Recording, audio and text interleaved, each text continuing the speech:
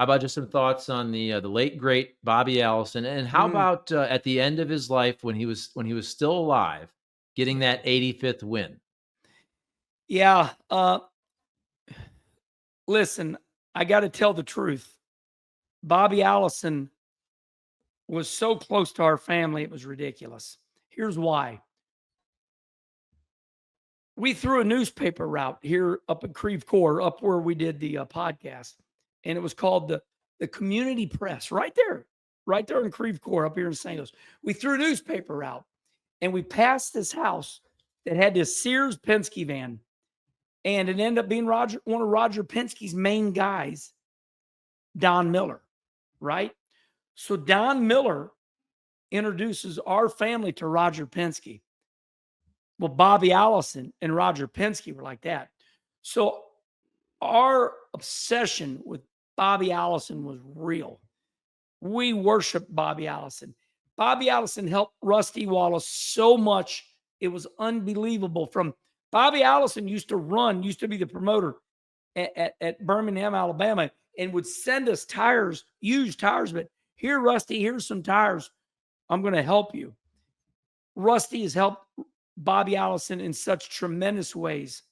And now I'm done bragging about how close we are to Bobby, but I'm not bragging. I just want to let you know the good that Bobby did. Now, Bobby got roughed up later in life. It was a devastating blow.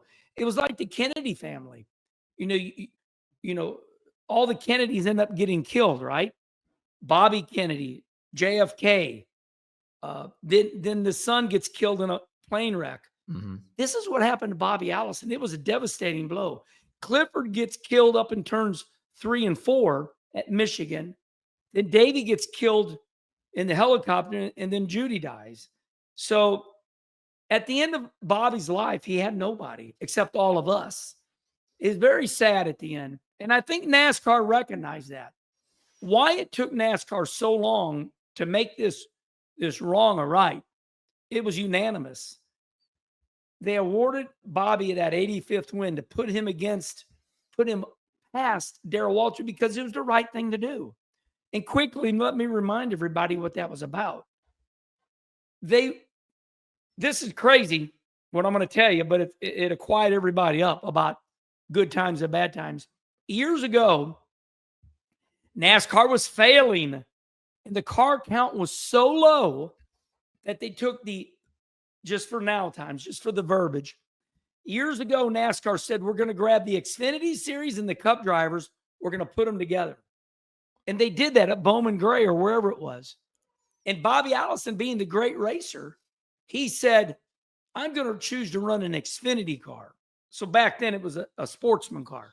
Back then it was called a sportsman car, was the Xfinity car. And then Grand National was the Cup car. Well, Bobby said, well, this is easy. I'm going to run a sportsman car. And he won the Cup race. But because it was in a sportsman car, they never gave him the win. But hold on. Tiny Lund, the number 55 Pepsi, like 1968 Camaro, badass car. Good-looking car. Tiny Lund won 2 races that were the sportsman and the Grand National cars. And they gave him Cup wins. They said, oh, Tiny Lund wins 2 Cup races. And it was the right thing to do. They've known this for years. And I said it, and I'll say it again. Either Brother Rusty or Roger Penske or somebody at NASCAR said, look, this is wrong. Bobby's getting ready to pass away. We got to let the man die in peace. Give him his damn win that he deserved. But for some reason, they would not give Bobby that win, and it was wrong. So Bobby Allison, and listen, Kenny Wallace loves everybody. Don't start on me. But I do love everybody. Hey, listen, Darrell Waltrip wrote me a $5,000 check and sponsored my Robbie Benton car.